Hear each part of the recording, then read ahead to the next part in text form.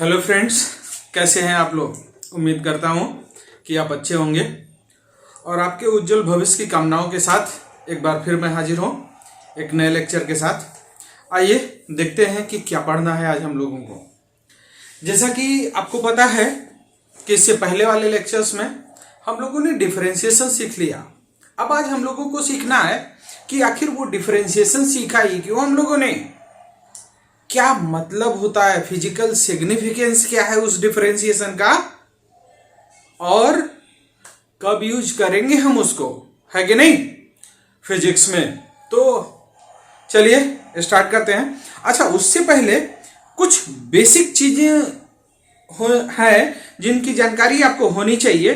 तो आइए सबसे पहले हम लोग उसको डिस्कस करते हैं। और वो बेसिक चीजें कुछ और नहीं है यार, ये ग्राफ है। तो ऐसा नहीं है कि मैं आज आपको ग्राफ पढ़ाने वाला हूं, है ना, लेकिन ग्राफ से रिलेटेड चीजें ही हैं, तो इसीलिए मुझे बताना पड़ रहा है।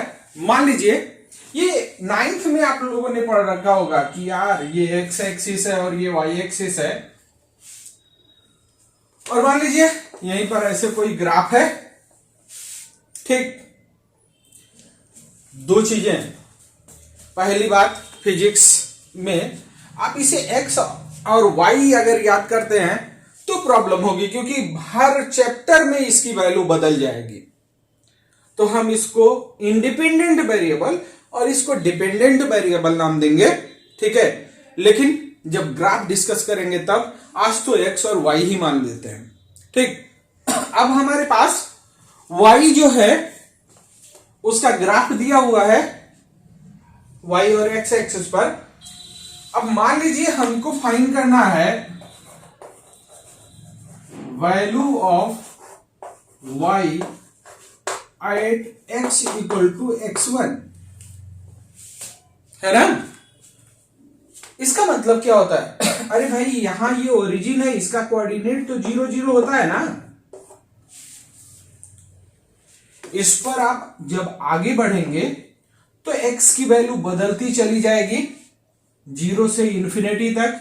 मान लेते हैं कि ये वो पॉइंट है जहां पर x की वैल्यू x1 है ना। तो y की वैल्यू पता करने के लिए कुछ और नहीं करना है हमको। हम लोग क्या करेंगे कि इसी x इक्वल टू x1 पर एक लाइन ड्रॉ करेंगे। अब दो तरीके से कह सकते हो, या तो x एक्सिस के परपेंडिकुलर और या फिर आप कह सकते हो y एक्सिस के पैरेलल, मर्जी आपकी, ठीक। तो अगर हम लोग x इक्वल टू x1 पर एक लाइन ड्रॉ करते हैं y एक्सिस के पैरेलल, तो ये इस ग्राफ को कहीं कट करेगा, और जहां कट करेगा ये हाइट जो होगी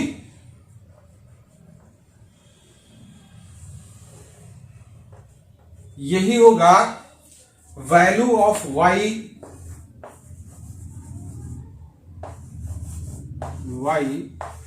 eight x equal to x1। समझ में आया? मतलब y की जगह हम लोग अभी पढ़ चुके हैं डिफरेंशिएशन में, इसे फंक्शन fx भी लिखते हैं। तो किसी भी ग्राफ में फंक्शन की वैल्यू पता करने के लिए किसी इंडिपेंडेंट वेरिएबल के रिस्पेक्ट में, मान लीजिए x है, x इक्वल टू x1 पर, तो हमको क्या करना होगा, यहां पर हम लोग एक लाइन ड्रॉ करेंगे परपेंडिकुलर इस एक्सिस के।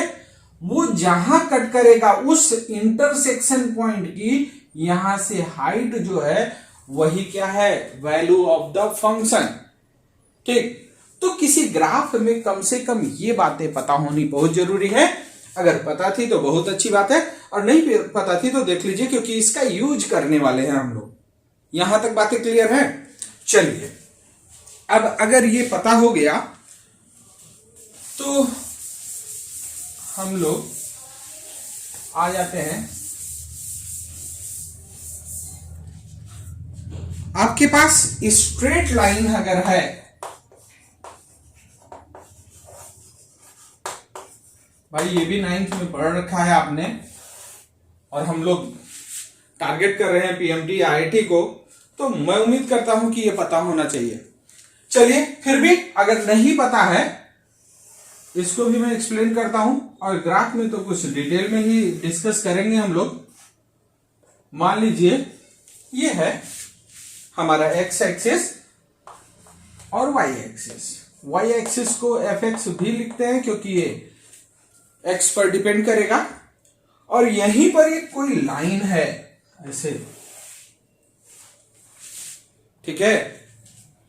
तो इस लाइन के बारे में एक पॉइंट होता है, वही हम लोगों को डिस्कस करना है, स्लोप ऑफ स्ट्रेट लाइन।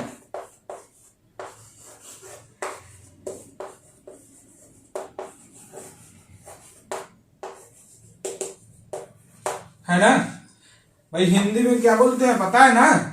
इसको शायद प्रवणता बोलते हैं, किसी सरल रेखा की प्रवणता। तो ये होता क्या है, कुछ भी हो जाए आपको पता क्या क्या होना चाहिए, या तो कहीं भी ये एक्स एक्सिस से,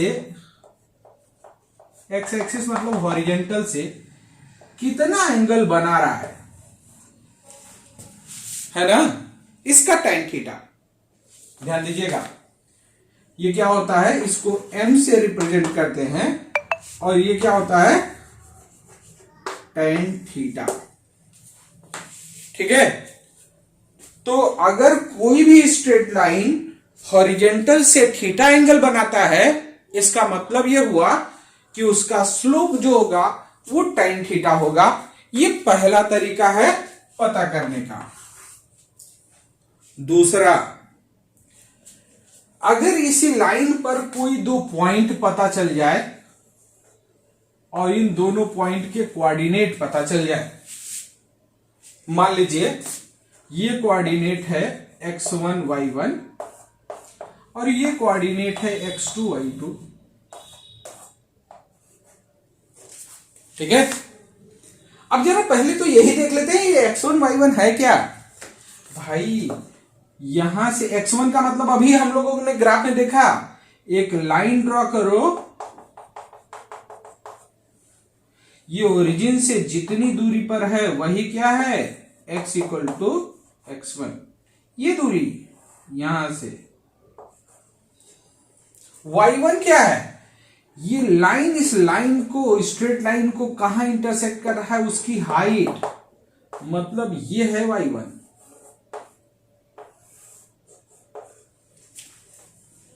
ऐसे यहां पर, यहां से अगर परपेंडिकुलर ड्रॉ किया जाए, इसकी जरूरत आगे भी लगने वाली है, तो मैं कहूंगा कि अगर कहीं कंफ्यूजन है तो वीडियो को रिपीट कीजिए। ये दूरी क्या होगी, x इक्वल टू x2, यहां से यहां तक, और ये हाइट ये होगा y2।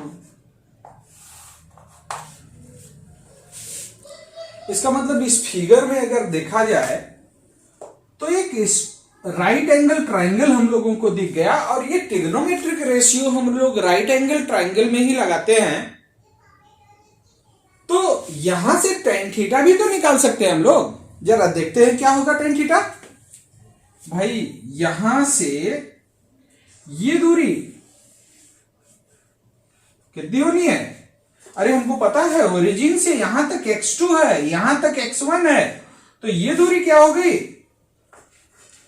x2 माइनस x1,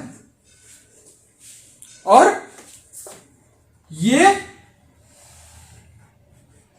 क्या होगा, y2 माइनस y1, है कि नहीं। और tan थीटा इक्वल टू क्या होता है, परपेंडिकुलर अपॉन बेस। इसका मतलब इसी tan थीटा को हम एक चीज और लिख सकते थे, इसका परपेंडिकुलर इस ट्रायंगल में क्या है, y2 minus y1 upon x2 minus x1।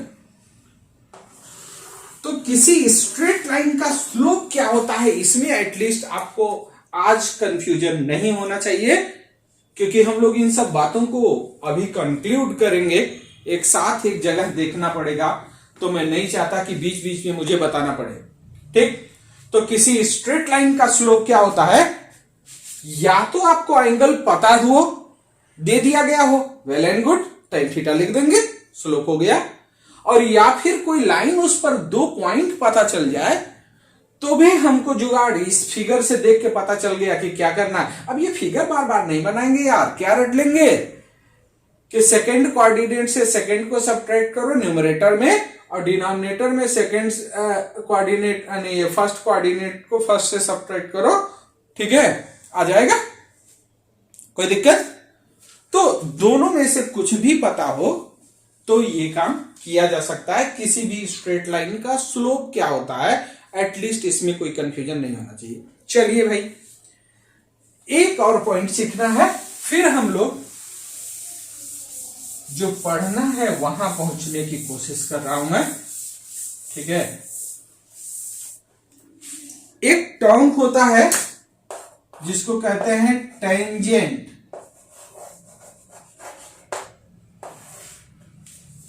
Hindi में बड़ा प्यारा सा नाम है स्पर्शी, है ना। मतलब नाम से ही पता चल जाता है यार कि जो स्पर्श कर रहा, मतलब छू रहा हो, कट नहीं कर रहा हो। इसका मतलब मान लीजिए हमारे पास ये fx है, आप fx लिखो या y, ये मैं बार बार रिपीट कर रहा हूं, और यहीं पर एक ग्राफ है ऐसे, ठीक। अब हमने कहा कि भाई साहब x इक्वल टू x1 यहां पर है, इसी पर एक टेंजेंट बना दो।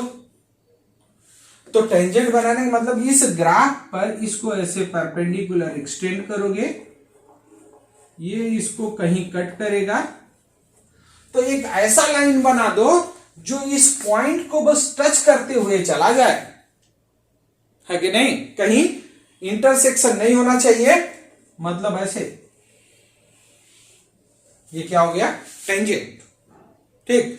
मान लो कह देता है कि भाई नहीं, यहां मजा नहीं आया, x इक्वल टू x2 पर बना दो, तो फिर यहां पर आप ऊपर जाएंगे और देखेंगे कि कहां इंटरसेक्शन हो रहा है, ठीक। और यहां पर एक लाइन ऐसे ड्रॉ करते हैं, ये लाइन ऐसे होगा, ठीक है।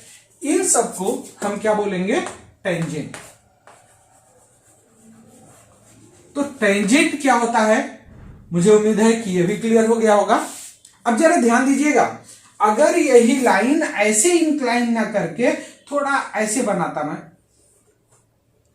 तो ये तो यहां कट कर रहा है यार, यहां भी कट कर रहा है, इसका मतलब ये टेंजेंट नहीं है। टेंजेंट का मतलब बस टच करके चली जाए, वही क्या है, टेंजेंट, ठीक।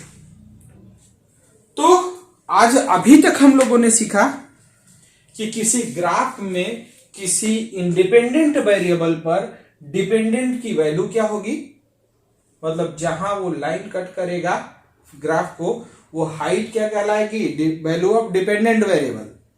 दूसरा, किसी भी स्ट्रेट लाइन का स्लोप कैसे निकालते हैं, जब वो लाइन आपको दे दी जाए तो दो में से कुछ भी पता होना चाहिए, या तो पता हो ये हॉरिजॉन्टल से कितना एंगल बनाता है तो tan थीटा, और या किसी भी 2 पॉइंट का कोऑर्डिनेट पता हो तो y2 minus y1 upon x2 minus x1 होगा, और फिर टेंजेंट किसको कहते हैं ये पता होना चाहिए, ठीक। अब आ जाइए, हम लोग देखते हैं, आज का टॉपिक स्टार्ट करते हैं कि जो हम लोगों ने डिफरेंशिएशन सीखा है उसका फिजिकल सिग्निफिकेंस क्या है ना। जो डिफरेंशिएशन हमने सीखा उसका फिजिकल सिग्निफिकेंस क्या है, ये हम लोगों को देखना है, और वो दिखेगा हम लोगों को ग्राफ से ही, इसीलिए ये सब हम लोगों ने किया। मान लीजिए इसको y भी लिख सकते हैं कामचोरी में, या फिर fx। फिर से वही बात है यार, मान लो एक ग्राफ है, ठीक है, और हमने 2 पॉइंट सेलेक्ट किया, एक पॉइंट यहां पर मान लीजिए इसका कोऑर्डिनेट है x1 y1 और एक पॉइंट यहां पर सेलेक्ट कर लिया हमने, इसका कोऑर्डिनेट है x2 y2। ठीक, ध्यान दीजिए ये x1 y1 होता क्या है, यहां से यहां तक की दूरी ये क्या है x1, ये वाली हाइट ये है y1, ये दूरी x2 और ये y2। अब अच्छा, इन दोनों को मिलाने वाली एक स्ट्रेट लाइन बनाओ, क्या बनेगा? अरे भाई, इसको और इसको मिला दीजिए। स्ट्रेट लाइन बनाना तो बहुत आसान होता है, 2 पॉइंट दे दिया जाए तो स्ट्रेट लाइन हो गया। ध्यान दीजिए, इस स्ट्रेट लाइन का स्लोप कितना होगा? m equal to y2 minus y1 upon x2 minus x1, ये ना होगा भाई? ये अभी अभी देखा है हम लोगों ने। तो m equal to y2 minus y1 upon x2 minus x1, क्या मैं इसको delta y upon delta x लिख सकता हूं क्या? बिल्कुल। इसका मतलब किसी भी ग्राफ में जो सेकेंड है, मतलब जो उसको दो जगह कट कर दे वही सेकेंड है कि नहीं, उसका स्लोप कुछ और नहीं, वो delta y upon delta x होता है। लेकिन भाई अगर जो है हम इस x1 को थोड़ा आगे बढ़ाएं कि भाई x1 थोड़ा आगे बढ़ जा, x2 को थोड़ा सा और पीछे लेके आए, तो ये सेकेंड जो है हमारा वो तो अब ऐसे हो जाएगा।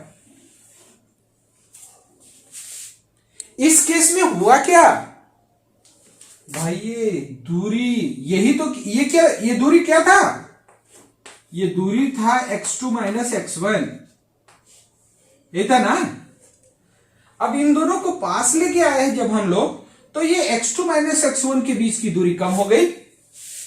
चलो, बहुत अच्छी बात है। अब जरा इसको थोड़ा और नजदीक ले आओ।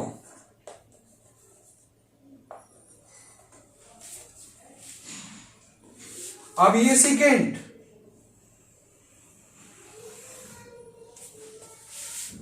इसमें तो x2 माइनस x1 तो और छोटा हो गया, ये है x2 माइनस x1, है कि नहीं? अगर इसको छोटा करते करते हम लोग x2 और x1 को एक सिंगल पॉइंट पर ले आए, मतलब x2 इक्वल टू क्या हो जाए? x1। अरे भाई, x2 माइनस x1 तो 0 हो जाएगा, और ये 0 हो जाने का मतलब स्लोप इनफाइनाइट हो जाएगा। 0 से किसी को डिवाइड करोगे आप तो यही ना होता है, मतलब ऐसा तो हम लोग कर ही नहीं सकते। इसलिए हम लोग एक ऑपरेटर यूज करते हैं, क्या, जिसको कहते हैं लिमिट। m इक्वल टू ऐसे भी लिख सकते हैं, limit delta x tends to 0। क्यों? क्योंकि भाई मजबूर है, औकात नहीं है हमारी डिनोमिनेटर 0 करने की, है कि नहीं? तो हम कहेंगे ना ना भाई, ये 0 एग्जैक्टली नहीं हुआ, बस 0 होने ही वाला है, वहां तक तो कह सकते हैं ना भाई। ये हो गया delta y upon delta x। और जब ये डेल्टा बहुत छोटा हो जाए तो इसी डेल्टा को हम क्या लिख देते हैं? d, मतलब यही हो गया क्या? dy by dx। इसको हम क्या पढ़ते हैं? ये जो है, ध्यान रखिएगा, इसको हम पढ़ते हैं लिमिट, है ना? ये पूरा पूरा अगर पढ़ना हो तो पढ़ेंगे limit delta x tends to 0। ठीक है? गया भाई जो पढ़ना था हमको। मतलब ये delta Y by delta X, ये D Y by D x, ये तो differentiation of Y with respect to X है। और ये है क्या? Slope of the tangent. क्यों टेंजेंट? क्योंकि डेल्टा एक्स जैसे जैसे घटाते गए हम लोग, ये सेकेंड ऊपर चला गया और ये इसके बीच का ये इंटरसेप्ट जो कर रहा था वो उसका लेंथ छोटा होता चला गया, और डेल्टा एक्स जब 0 हो गया तो बस वो खाली इसको छू के चला गया भाई कि नहीं। नमस्ते चरण स्पर्श, स्पर्श मतलब समझ गए है कि नहीं? तो मतलब मेरे सिखाने का ये था कि जो कुछ हम लोगों ने अभी तक सीखा है कि नहीं, उसमें delta sorry d Y by D x ये कुछ और नहीं, ये क्या है? Slope of the tangent.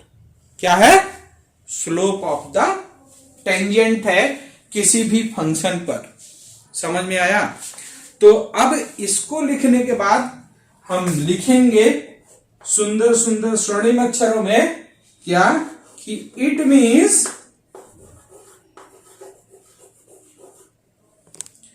Differentiation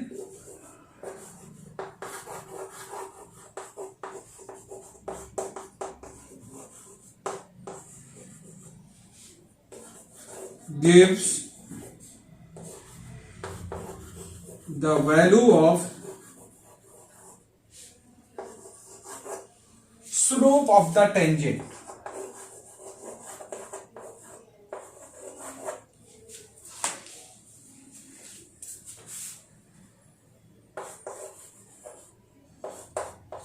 यहां तक बातें समझ में आई कि नहीं? नहीं आई है तो मैं कहूंगा कि एक बार वीडियो को रिपीट कीजिए। ये बातें बहुत इंपॉर्टेंट है, समझ में आ गई बहुत अच्छी बात है। अदरवाइज इतना भी अगर आपको रट लिया जाए कि डिफरेंशिएशन जो होता है वो हमेशा स्लोप ऑफ द टेंजेंट जो है उसी को रिप्रेजेंट करता है, तब भी सही है।